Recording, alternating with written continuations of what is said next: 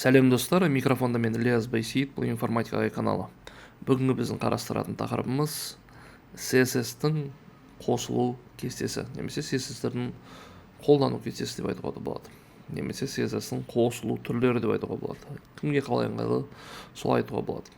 Негізі ұбт-та келетін үш түрлі стиль бар. Ол бізде ішкі, құжат деңгейіндегі, сыртқы, немесе оның екінші атауы ендірілген, кіріктірілген және байланысқан стиль болады. Но Armanpod-да баспасында именно одан бөлек үш стиль түрін айтқан, сол түрінде сөйлессек деп едім. Ең бірінші браузер стилі. Бұл стандартты стиль парағы. Егер белгілі бір стиль анықталып берілмесе, онда ол стандарттар қолданылады. Одан кейін қолданушы стилі. Бұл кез келген пайдаланушы браузер параметрін өзгерту арқылы өзінің стиль кестесін жаза алады және қолданылады. Енді бұған түсіндірме айта салайын. Бұл бізде былай айтуға болады.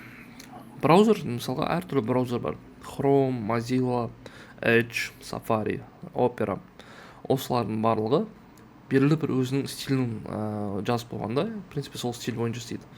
Мысалға, ползуноктар әртүрлі болуы мүмкін. YouTube-тың ішіне кірген кезде YouTube-тардың көрінісі басқаша болуы мүмкін. Біреуінде ақ болуы мүмкін, біреуінде қара болуы мүмкін. Сол сияқты түрлері әртүрлі болуы мүмкін. Ал осы браузер, когда сен стиль таңдамасаң, яғни осын қолданған кезде, по умолчанию саған стандартны тұрған стильдерін ұсынады. Қолданушы стиль дегеніміз, ол белгілі бір расширенияларды жүктеу арқылы өзің қалаған, мысалға, стильдерді жүктесең болады. Мысалға, оның артындағы обойын ауыстырып тастап, мысалға, мынау тұрған, мысалға, менде қазір енді указательный деп айтады, мышканың түрін, мысалға, не қылып тастауға болады. Мысалы, кошканы, лапки сияқты қылып қоюға болады. Немесе видеоларды төрт бұрыш емес, домалақ қыл, одан кейінгі несін, мысалға, видеолардың көптігін үлкейтіп, кішірейтіп, енді көп нәрсені стильді өзгертуге болады. Яғни бұл қолданушы өзінің несіне қарай, өзінің усмотрениесі, яғни көзқарасына қарай өзгертіп отыра беретін нәрсе. Негізі, принципе, осын көрсетуге болады. Ол үшін бүйтеміз, қараңыздар. YouTube-та көрсететін болсам, қазір данный момент мынау бізде Google Chrome'ның по умолчанию берген біздегі стиль түрі деп айтуға болады. Ал егер де мен мына жерге жүктеп қойдым, стилус деген расширение. Бұдан бөлек әртүрлі расширение бар да. Осының үстіне басатын болсам, қазір қосатын болсам, қазір стиль бірдесен өзгереді менде. Қазір, мысалға, менде мынаның арқасында кірді Demon Slayer'ның несі тұр қазір. Қазір осыны алып тастап, Demon Slayer'ды отырды алып тастайтын болсам, даже ештеңе қалмайды, мысалға.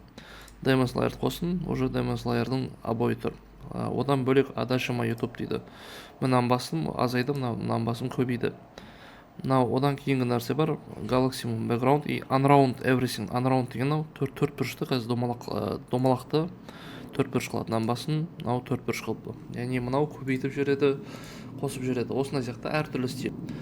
Енді мынандай стилус деген расширениеден бөлек көп расширение бар. В принципе, өзіңе қарай ыңғайлы қылып істей бересің. И принципе, саған қалағаныңа қарай, мысалға, мына жерде үлкейте бересің. Мына жерде кодын жазып, мысалға, істей бересің. Осыны, в принципе, айтады, қолданушы стиль деп айтады. Ал егер де мынаны өшіріп тастайтын болсам, бұл менде по умолчанию браузердің стилі. Браузер маған ұсынып берген стильдің түрін айтады екенбіз. Енді ондай болса, біз қайтадан өзіміз демонстрациямызға оралайық. Яғни мынау екі стиль айттым. Одан кейінгі ендірілген стиль, ішкі стиль, бұл стиль атрибутын, немесе стайл атрибутын қолдану арқылы анықталады. Значит, бұл белгілі бір HTML тегтің ішінде стайл деген атрибутқа берілетін қасиетті.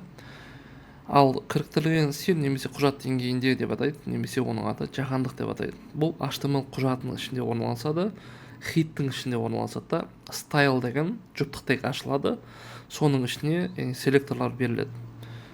Үшіншісі байланысқан стиль, ол бізде сыртқы деп айтады. Бұл құжатпен хиттің ішінде тоже, бірақ бұл link деген элемент көмегімен байланысады, және бұның файлы басқа файлды жатады. И сол файлға біз сілтеме жасаймыз. И соңғысы бізде импортталған стиль, бұл тоже стильдерді импорттайды, как байланысқан сияқты.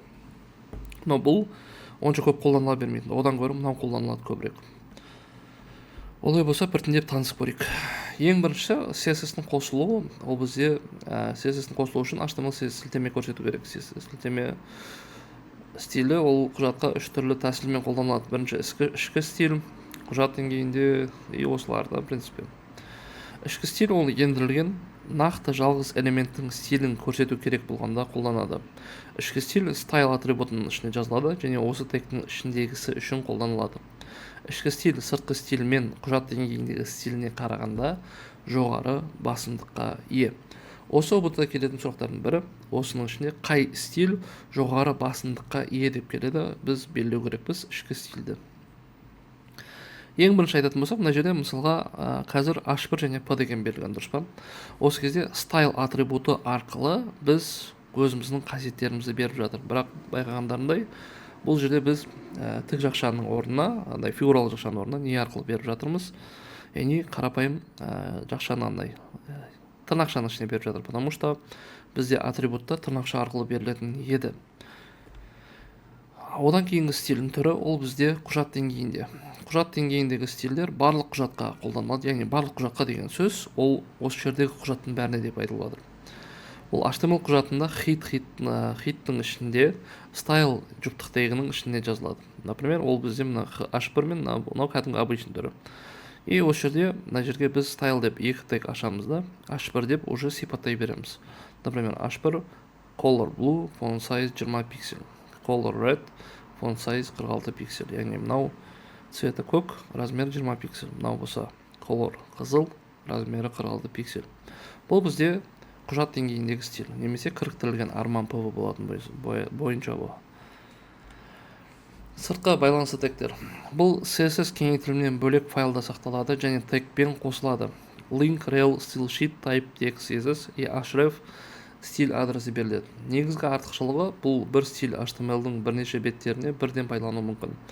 Бағанағы CSS-тің артықшылығы деген кезде, егер бірдестен мысалға 30 бетке бірдесен бір документ арқылы қолдануға болады деп атқан бірден бір стильдің түрі осы тұғын. Сыртқы файлдарда бүкіл сайт үшін ортақ стильдерді сақтау керек, бірақ олар әртүрлі құжаттарда көптеген тегтерге тікелей әсер етеді дейді. Енді осы жерде мына қарасаңыздар, индекс деген HTML, осы жерде бізде H1 тегі бар, мынау бар. И осы link арқылы байланысып тұр. Link, rel, style sheet, href, style, CSS. Енді осы жерде CSS деген файлға біз сілтеме жасап отырмыз да. Енді CSS файлы бізде ашылған түрде мынау тұр. Яғни бұл жерде біз H1-ді сипаттадық и так далее. Енді қызық жері, егер вдруг сіздер style 1 CSS деп документтің аты style CSS болатын болса, бұл кезде мынау қап-қара, яғни по умолчанию браузердің ұсынған стилі ретінде қалып кетеді. Яғни бодида по умолчанию бізде текст қара бойынша, яғни ешқандай стиль бұған жүрмей қалады. Міндетті түрде біз сілтеменің атауын тура мына документпен бірдей беру керекпіз. Егер де біз H2 деп сипаттаған болсақ, мына жердегі біздің тегіміз H1 болатын болса, тоже бұл кезде де оған стиль жүрмейді. Сол үшін осыған мұқият болуымыз керек. И төртінші түрі импорт стиль. Бұл сыртқы байланысты стиль сияқты, сол үшін бұған қатты тоқталғым келген жоқ.